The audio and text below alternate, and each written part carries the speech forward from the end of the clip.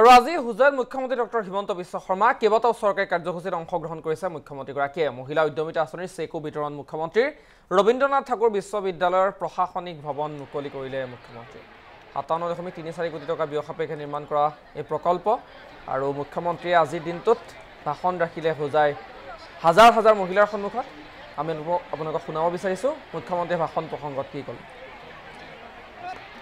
ব্যৱসায় কৰিব পাৰিম কিন্তু ঘৰত যদি 4টা 5টা 6টা 7টা 8টা বাচ্চা হৈ যায় বাচ্চাক চাওতেতো সময় যাব হয়নে নহয় সেই কাৰণে আমি এই মহিলা উদ্যমিতা আঁচনিত 10,000 25,000 50,000 টকা দিম কিন্তু তিনটাতকৈ বাচ্চা বাঢ়িব নালাগে তেতিয়া লাষ্টত যদি কয় যে আল্লাহ দি দিলে ভগৱানে দি দিলে কি কৰিম আল্লাহ বাচ্চা নিদিয়ে ভগৱানে বাচ্চা নিদিয়ে যদি মাকে কয় যে মোৰ আৰু বাচ্চা মই জন্ম নিদিও তিনটাই লাষ্ট তেতিয়া আল্লাহও নাহে ভগৱানে বাচ্চা জন্ম দিবৰ কাৰণে হয়নে নহয় সেই কাৰণে মই হোজাই আৰু যেতিয়া বিন্নাকান্দি যমুনা মুখত যাম তাতো কথাটো বুজাই কম যে বেছিকৈ বাচ্চা জন্ম দিব নালাগে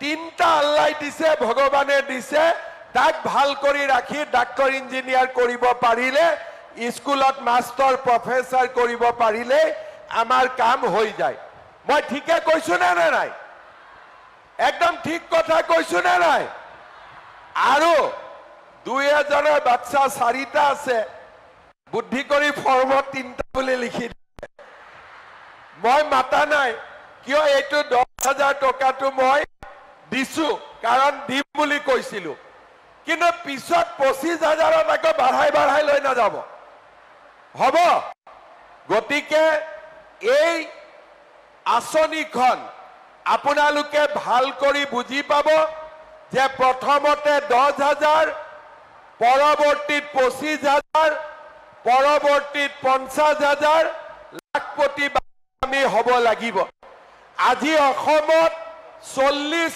লাখ মহিলাৰ 8 লাখ মহিলা ইতিমধ্যে লাখপতি হ'ব পাৰিছে আজি আমি 10,000 25,000 50,000 এইটো আপোনালোকক গাইগুটিয়াকৈ দিছো গ্ৰুপৰ পৰাও ৰিভলভিং ফাণ্ড আৰু বেংকৰ পৰাও আপোনালোকে লোন পাব বহুতে লোন লৈছে আৰু লোন লৈ আমাৰ মাসকলে বাইদেউসকলে লোনো সময়ত ঘূৰাই দিছে সেই কাৰণে সকলোৱে অসমৰ আত্মসহায়ক গোটৰ এই যি ব্যৱস্থা তাক সকলোৱে খলাগিছে মই পুনৰ এবাৰ হোজাই মোৰ মাসকলক বাইদেউসকলক অনুৰোধ কৰি ক'ব যে তোমাৰ ব্যৱসায়টো মুখ্যমন্ত্ৰীয়ে দিব কৈছে কোনো আপত্তি নাই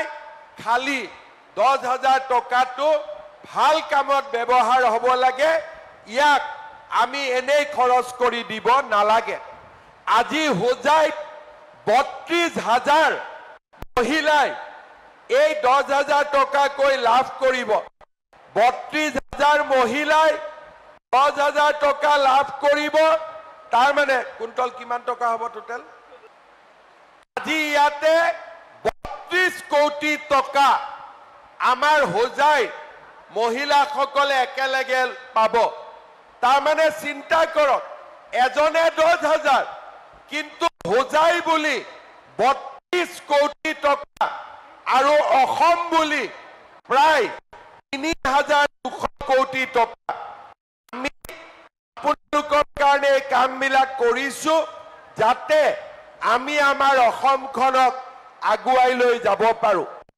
এতিয়া মই আৰু এটা কথা আপোনালোকক বুজাই দিম ইমান মহিলা আমি যদি কাউন্টাৰত যাওঁ কোনেও ৰাতিলৈকে আমি চেক নাপাওঁ কাৰণ তাতে ঠেলা ঠেলি লাগিব আৰু আমি চেক পাওঁতে পাওঁতে ৰাতি 11টা 12টা বাজি যাব সেই কাৰণে আমি ধুনীয়াকৈ বিতৰণ কৰিম আমি ষ্টেজত ভিঅ সকলৰ হাতত মাটি আনি চেকৰ বহীখিনি দি দিম।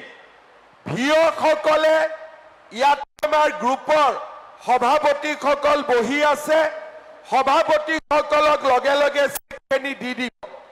আৰু সভাপতিয়ে আজিয়ে এতিয়াই আপোনালোকৰ হাতত চেকখন দি দিব, ঠিক আছে?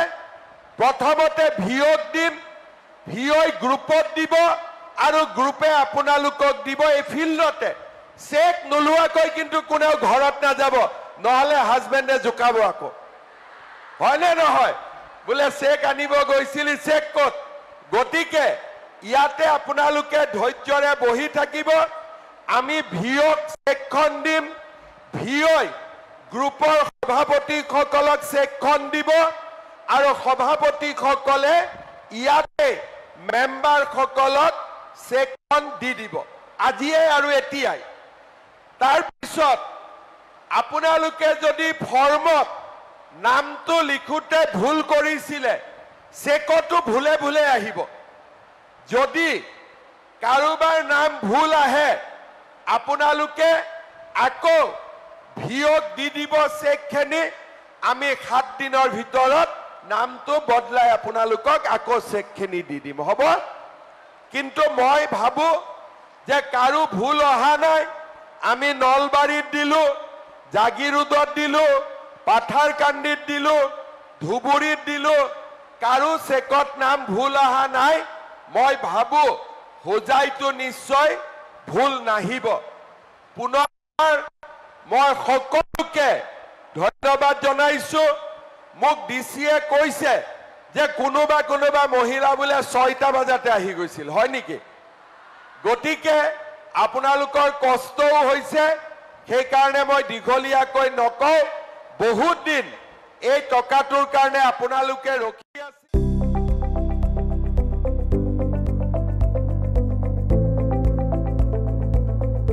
NB নিউজ, সহজ সৰল ভাষাত নৱভাৰতৰ কথা।